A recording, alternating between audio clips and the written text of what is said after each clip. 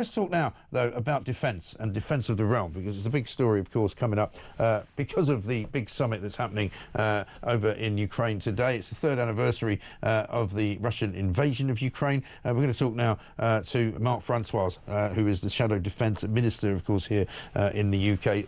Zelensky's on the front pages this morning offering to step down if Ukraine was admitted into NATO, or indeed if it led to some kind of peace deal. Emmanuel Macron and Keir Starmer both going to see Donald Trump this week. Macron's there today. Starmer will be there on Thursday. He's already met up with the Italian leader, Giorgia Meloni, and the Polish Prime Minister as well.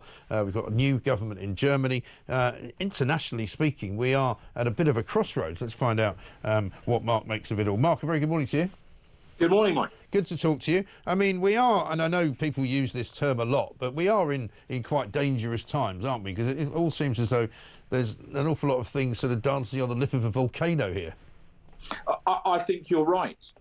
I think when we're talking about Putin, we have to understand what we're dealing with. This man is an ex-KGB colonel. He's not a Boy Scout, Mike.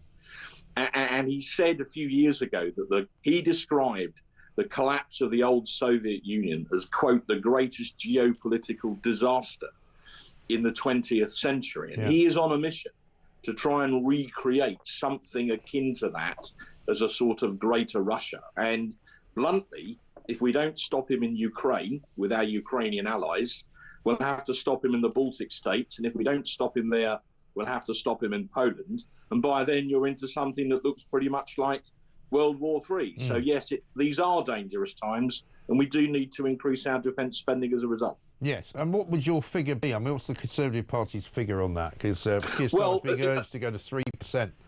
Well, OK. At the time of the election, our policy was that we should spend 2.5% of GDP on defence. But crucially, we put a time on it. So we said we should get there by 2030. Labour's current policy is 2.5, but with no timeline. It could be some time.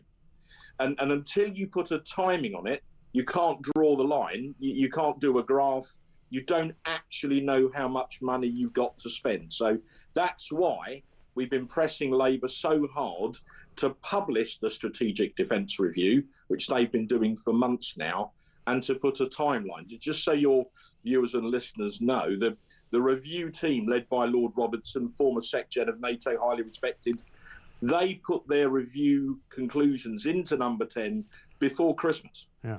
So they've been sitting on them for months. It's gone through 4 different drafts, apparently, because Starmer wouldn't pay for what they recommended. And we're now urging them, in advance of Starmer going to see President Trump on Thursday, to publish that review and to tell us when they're going to spend that money. Yes, because clearly one of the big questions that emerges then from that is, what do you spend that money on? You know, is it spent on, recruitment? Is it spent on hiring more trainers? Is it spent on more military equipment? Is it more guns, more ships, more rockets, whatever it is? That needs also to be delineated, does it not? It does. Well, one of the first things we have to do, and that's why we announced this increase in defence spending, and the difference between 2.3 and 2.5, it's about 6 billion a year more. But that means each year on year, if you're with me. Yeah. So the first thing we need to do is to replenish the stocks that we've given to Ukraine. Relative to the size of our army, we've given more kit to the Ukrainians than anyone else, including the United States. We gave them Challenger tanks, AS-90 howitzers, Storm Shadow and Brimstone missiles, air defence missiles.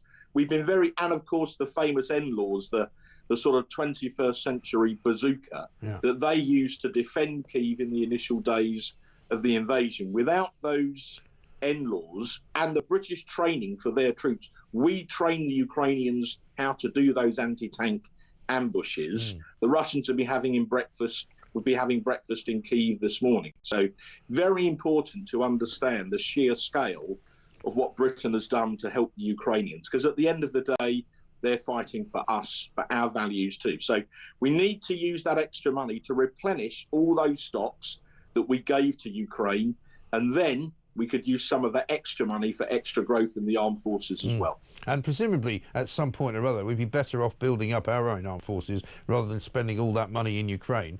If a peace deal could be done, so much the better, right? Well, I think we should support the Ukrainians. They are on the front line. They're fighting Putin. And if I may, we would all like to see the war end. We'd like to see Russians stop murdering Ukrainians, which is what they've been doing for 3 years. Putin is a man, let's remember, who sanctioned the use of highly accurate cruise missiles to blow up Ukrainian children's hospitals. Yeah. This is what we're talking about. So it's important we help the Ukrainians stand up to them. But yes, I think the world is changing. The first duty of government is the defence of the realm. So as well as boosting the Ukrainians, we should be boosting our armed forces too. And one way we could do that, Mike, is we could cancel this absolutely bonkers deal to give the Mauritians £18 billion to rent back some islands that belong to us in the first place, and spend that on our armed forces instead. I mean, I'd be amazed if anyone rang in and said they thought the Chagos deal was a good idea. It is bonkers. No, well, the only people that seem to think it's a good idea are either in Labour's cabinet or they're advising them. I mean, nobody else seems to think it's a good idea, and I'm assuming that Trump may bring it up on Thursday when he sees Starmer. Well, we're hoping that Trump will put him out of his misery. I mean, if you think about it, it's a bit like paying Argentina £18 billion to rent back the Falkland Islands. Yeah. You know, in principle, it's much the same. That is bonkers, and this is bonkers too. So we are hoping that one thing that will come out of the Love Actually moment is that actually Trump will do a reverse Love Actually, and he'll tell the Prime Minister to drop the Chagos deal. And then we could spend that money on our armed forces instead. It's a simple transaction, as ever, very well explained. Thank you very much indeed. Good to talk to you. That's, of course, Mark Francois, the Shadow Defence Minister